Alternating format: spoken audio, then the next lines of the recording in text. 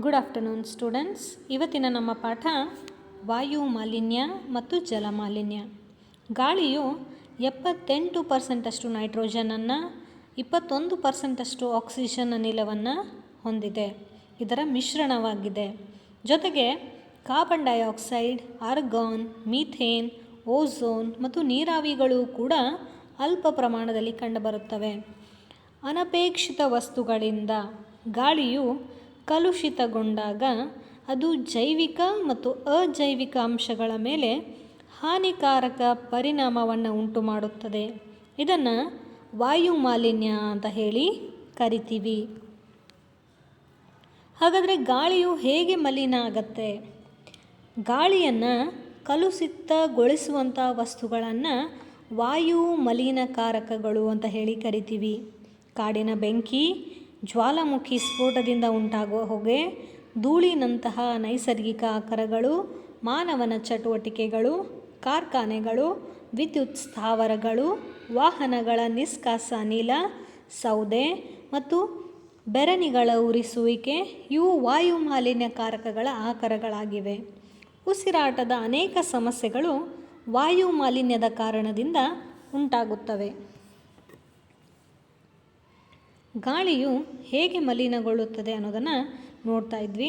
ಇಲ್ಲಿ ವಾಹನಗಳು carbon monoxide, carbon dioxide, nitrogen oxide ಮತ್ತು ಹೊಗೆಯಂತಹ ಮಾಲಿನ್ಯಕಾರಕಗಳನ್ನು ಹೆಚ್ಚಿನ ಪ್ರಮಾಣದಲ್ಲಿ ಉತ್ಪತ್ತಿ ಮಾಡ್ತವೆ.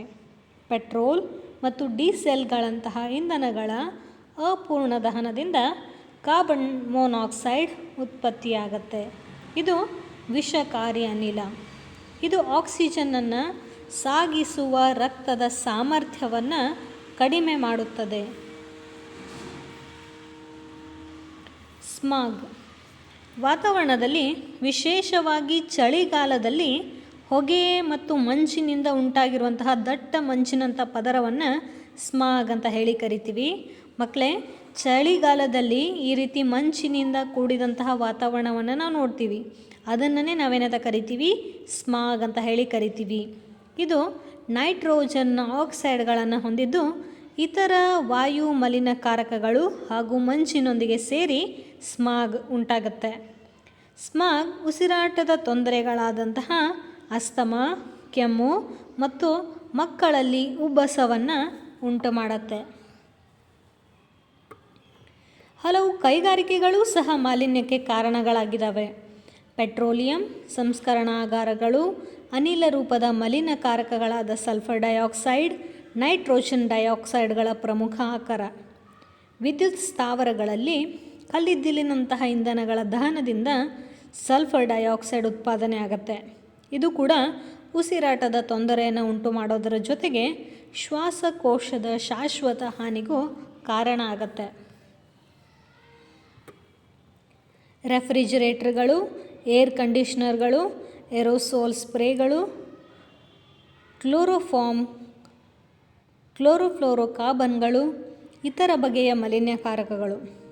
CFCಗಳು ವಾತಾವರಣದ ಓಝೋನ್ ಪದರಕ್ಕೆ ಹಾನಿ ಉಂಟು ಮಾಡುತ್ತವೆ. ಓಝೋನ್ ಪದರವು ಸೌರಕಾಯದ ಹಾನಿಕಾರಕ ನೇರಳಾತೀತ ವಿಕಿರಣಗಳಿಂದ ನಮ್ಮನ್ನು ರಕ್ಷಣೆ ಮಾಡುತ್ತೆ. ಡೀಸೆಲ್ ಮತ್ತು ಪೆಟ್ರೋಲನ್ನು ದಹಿಸುವ ವಾಹನಗಳು ಉತ್ಪಾದಿಸುವ ಸಣ್ಣ ಕಣಗಳು ದೀರ್ಘಕಾಲದವರೆಗೆ ಗಾಳಿಯಲ್ಲಿ ನಿಲಂಬಿತ ಸ್ಥಿತಿಯಲ್ಲಿ ಇದ್ದು ಅವು ಗೋಚರತೆಯನ್ನು ಕಡಿಮೆ ಮಾಡ್ತವೆ. ಉಸಿರಾಡಿದಾಗ ಅವು ರೋಗಗಳನ್ನು ಉಂಟು ಮಾಡ್ತವೆ. ಉಕ್ಕು ತಯಾರಿಕೆ, ಗಣಿಗಾರಿಕೆಗಳಂತಹ ಕೈಗಾರಿಕಾ ಪ್ರಕ್ರಿಯೆಗಳಲ್ಲೂ ವಿದ್ಯುತ್ ಸ್ಥಾವರಗಳಿಂದ ಹೊರಸೂಸುವ ಸಣ್ಣ ಬೂದಿಯ ಕಣಗಳೂ ಸಹ ವಾತಾವರಣವನ್ನು ಮಲಿನ ಮಾಡ್ತವೆ. ತಾಜ್ ಮಹಲನ್ನು ನೀವು ನೋಡಿರಬಹುದು. ಅಲ್ಲಿ ಗಾಳಿಯಲ್ಲಿನ ಮಾಲಿನ್ಯಕಾರಕಗಳು ಅದರ ಅಮೃತ ಶಿಲೆಯ ಬಿಳಿ ಬಣ್ಣವನ್ನು ಮಸುಕಾಗಿ ಮಾಡ್ತಾ ಇದ್ದಾವೆ. ಆಗ್ರಾ ಮತ್ತು ಅದರ ಸುತ್ತಲಿನ ಪ್ರದೇಶದಲ್ಲಿರುವಂತಹ ಕೈಗಾರಿಕೆಗಳಾದ ರಬ್ಬರ್ ಸಂಸ್ಕರಣೆ, ಆಟೋಮೊಬೈಲ್, ರಾಸಾಯನಿಕಗಳು ಮತ್ತು ವಿಶೇಷವಾಗಿ ಮಥುರಾ ಪೆಟ್ರೋಲಿಯಂ ಸಂಸ್ಕರಣಾ ಘಟಕ ಸಲ್ಫರ್ ಡೈಆಕ್ಸೈಡ್ ಮತ್ತು ನೈಟ್ರೋಜನ್ ಆಕ್ಸೈಡ್ಗಳಂತಹ ಮಾಲಿನ್ಯಕಾರಕಗಳ ಉತ್ಪತ್ತಿಗೆ ಕಾರಣ ಆಗಿದೆ. ಈ ಅನಿಲಗಳು ವಾತಾವರಣದಲ್ಲಿನ ನೀರಾವಿಯೊಂದಿಗೆ ವರ್ತಿಸಿ ನೈಟ್ರಿಕ್ ಆಮ್ಲವನ್ನು ಉಂಟು ಮಾಡ್ತವೆ. ಈ ಆಮ್ಲಗಳು ಮಳೆಯೊಂದಿಗೆ ಸೇರಿಕೊಂಡು ಭೂಮಿಯ ಮೇಲೆ ಸುರಿಯುತ್ತವೆ.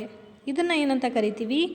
ಆಮ್ಲ ಮಳೆ ಅಂದರೆ ಆ್ಯಸಿಡ್ ರೇನ್ ಅಂತ ಹೇಳಿ ಕರಿತೀವಿ. ಆಮ್ಲ ಮಳೆ ಸ್ಮಾರಕದ ಅಮೃತ ಶಿಲೆಯನ್ನು ಸಂಕ್ಷಾರಣಗೊಳಿಸುತ್ತೆ.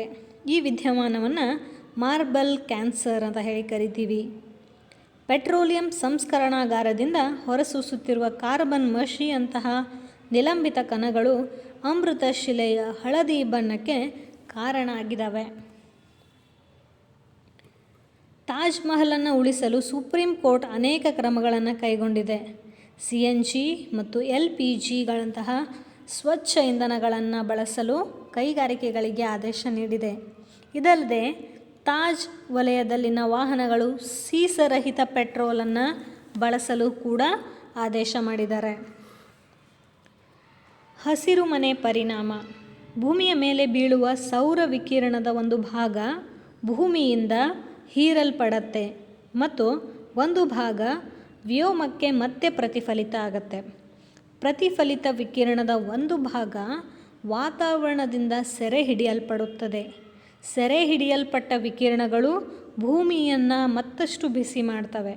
ಇದನ್ನು ಹಸಿರು ಮನೆ ಪರಿಣಾಮ ಅಂತ ಹೇಳಿ ಕರಿತೀವಿ. ಅಂದರೆ ಭೂಮಿಯ ಮೇಲೆ ಬೀಳುವಂತಹ ಸೌರ ವಿಕಿರಣಗಳು ಭೂಮಿಯನ್ನು ಎಂಟರ್ ಆಗ್ತವೆ. ಭೂಮಿಯಿಂದ ಅವು ಏನಾಗ್ತವೆ? ಹೀರಲ್ಪಡ್ತವೆ. ಹೀರಲ್ಪಟ್ಟು ಕೆಲವೊಂದಿಷ್ಟು ಭಾಗ ಭೂಮಿಯಿಂದ ಮತ್ತೆ ಪ್ರತಿಫಲಿತ ಆಗಬೇಕವು.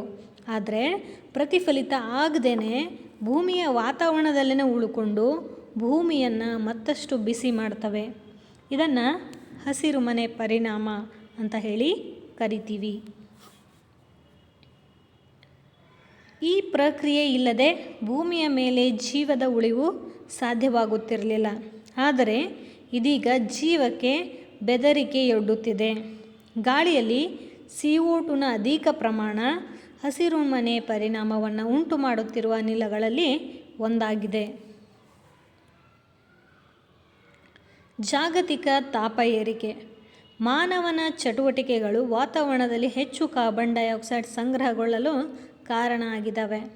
ಕಾರ್ಬನ್ ಡೈಆಕ್ಸೈಡ್ ಶಾಖವನ್ನು ಸೆರೆ ಹಿಡಿಯುತ್ತೆ ಮತ್ತು ಅದು ವ್ಯೋಮಕ್ಕೆ ಹಿಂತಿರುಗದಂತೆ ತಡೆಯುತ್ತೆ. ಇದರ ಪರಿಣಾಮವಾಗಿ ಭೂಮಿಯ ವಾತಾವರಣದ ಸರಾಸರಿ ಉಷ್ಣತೆ ನಿಧಾನವಾಗಿ ಏರಿಕೆ ಆಗ್ತಾ ಇದೆ. ಇದನ್ನು ಜಾಗತಿಕ ತಾಪದ ಏರಿಕೆ ಅಂತ ಹೇಳಿ ಕರಿತೀವಿ. ಮಿಥೇನ್, ನೈಟ್ರಸ್ ಆಕ್ಸೈಡ್ಗಳು ಸಹ ಕಾರ್ಬನ್ ಡೈಆಕ್ಸೈಡ್ನಂತೆಯೇ ಹಸಿರು ಮನೆ ಅನಿಲ ಅಂತ ಹೇಳಿ ಕರಿತೀವಿ. ಹಸಿರು ಮನೆ ಅನಿಲಗಳ ಹೊರಸೂಸುವಿಕೆಯನ್ನು ಕಡಿಮೆ ಮಾಡಲು ಅನೇಕ ದೇಶಗಳು ಒಂದು ಒಪ್ಪಂದಕ್ಕೆ ಬಂದಿದ್ದಾವೆ. ಅದು ಕ್ಯೋಟೋ ಪ್ರೋಟೋಕಾಲ್ ಅಂತಹ ಒಂದು ಒಪ್ಪಂದ ಆಗಿದೆ.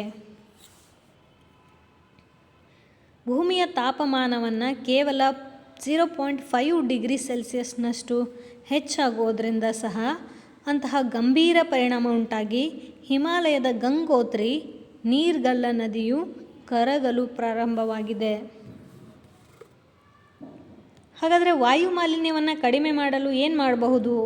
ದೆಹಲಿ ವಿಶ್ವದ ಅತ್ಯಂತ ಕಲುಷಿತ ನಗರಗಳಲ್ಲಿ ಒಂದು.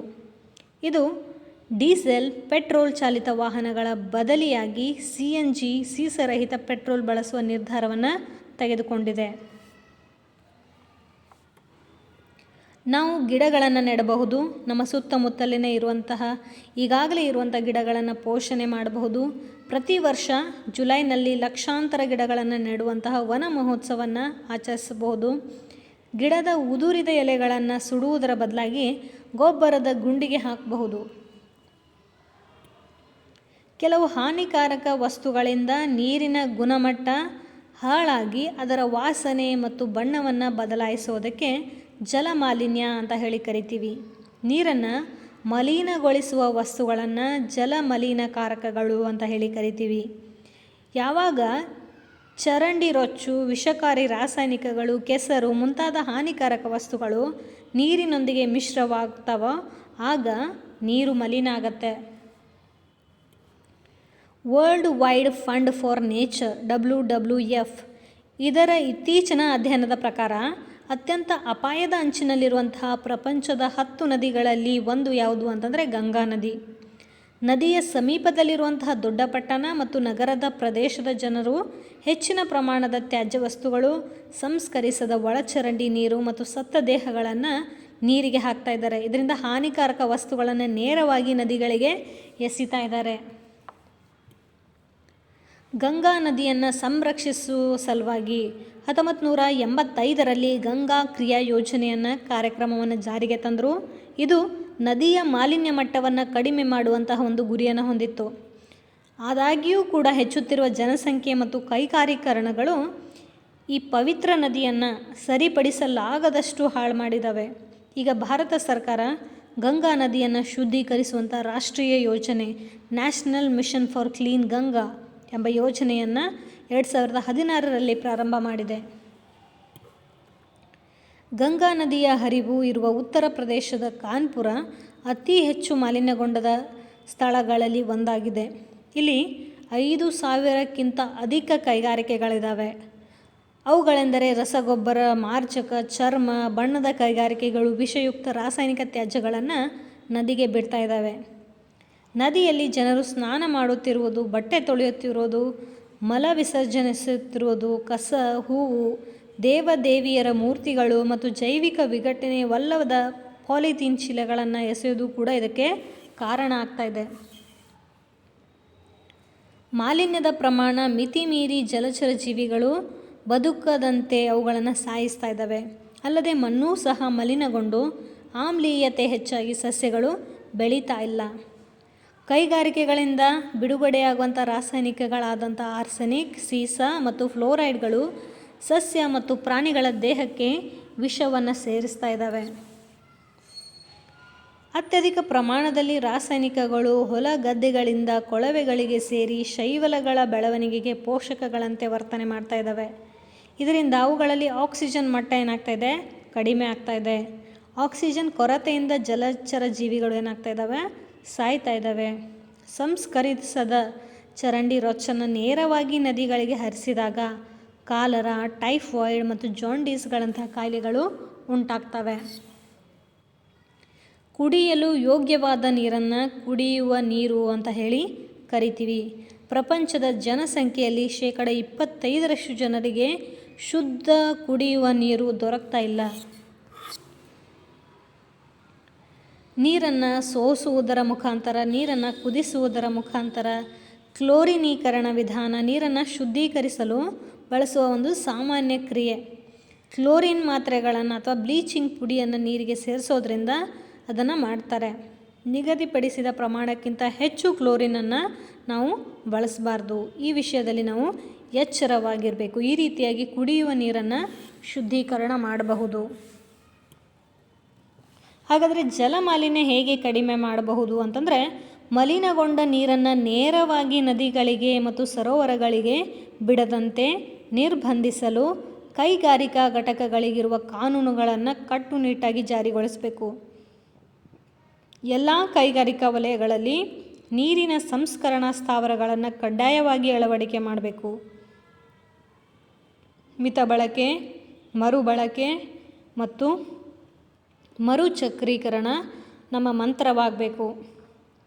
ಸ್ವಚ್ಛತೆಗಾಗಿ ಬಳಸಿದ ನೀರನ್ನು ಇತರ ಗೃಹ ಕೃತ್ಯಗಳಿಗೂ ಕೂಡ ಬಳಸಬಹುದು.